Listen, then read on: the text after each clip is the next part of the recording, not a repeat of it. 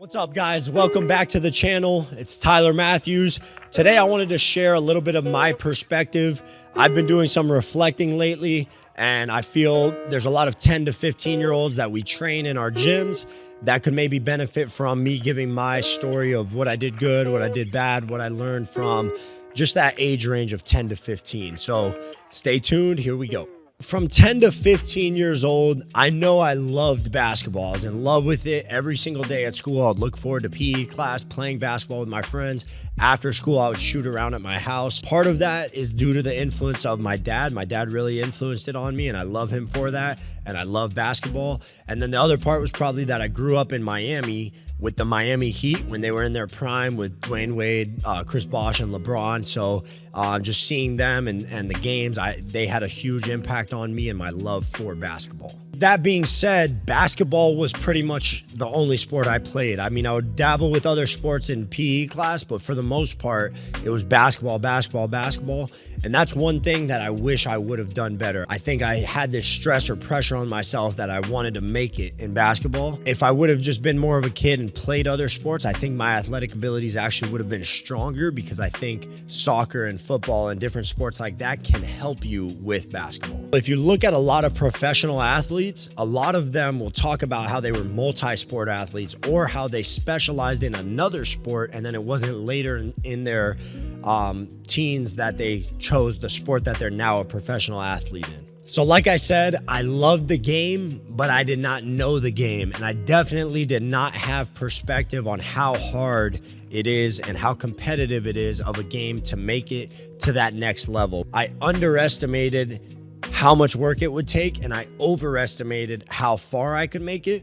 And as my years went on, I started to realize, man, there's kids out there that are just so much more athletic, so much more skilled. They have trainers, they're playing on an AAU team, and they're playing way more competitive.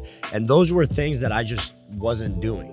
So from what I remember when I was 10 to 15 years old, a lot of my friends, we played basketball, and then there was a gym in Miami called 24-Hour Fitness that a lot of us would go to. I got a membership there, I think, when I was 11 or 12, and I would get in there and just start shooting around and playing games with older guys. And there was a trainer named Don Kelbick. Shout out to Don. I'm still connected with him. We just recently played golf. And Don would train out of the 24-hour gym. And so I saw him training. I signed up for his clinics, and I would train with him on the weekends. And I think now looking back on it, he was an amazing trainer, probably one of the best basketball teachers in the world still to this day.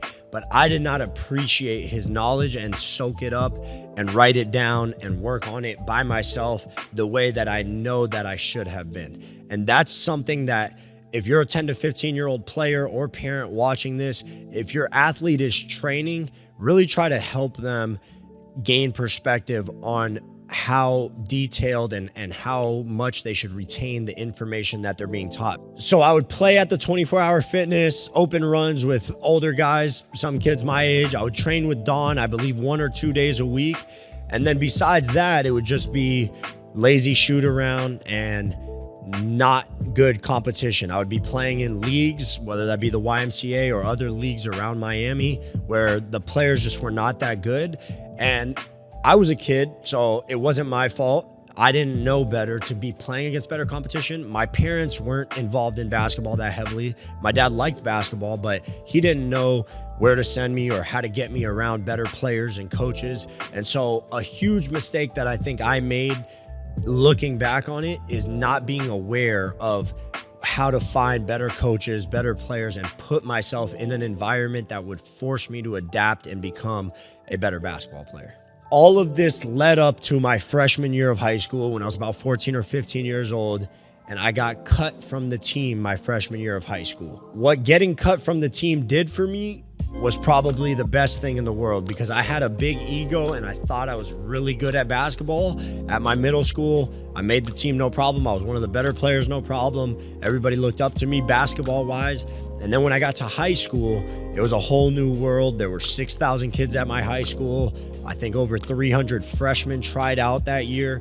And I just got a big reality check of how many kids are out there and how difficult it is to make it. Training, I should have been training nonstop because that would have made me a better player.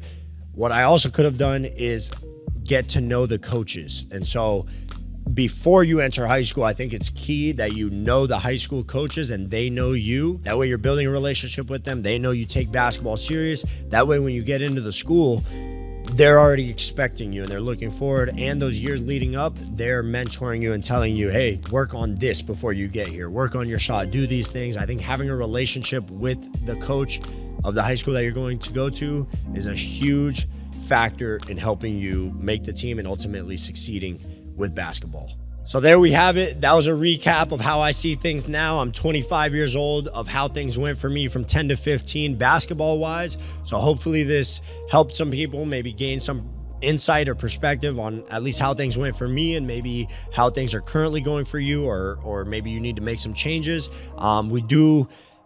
We are going to make a few more videos like this. So that was 10 to 15. We'll probably make one of 15 to 20 and 20 to 25, which may be geared more towards trainers, but could still also help players. So if you like this format and want to hear more, please, number one, like this video, subscribe, hit that notifications bell, and thank you guys so much for all your support.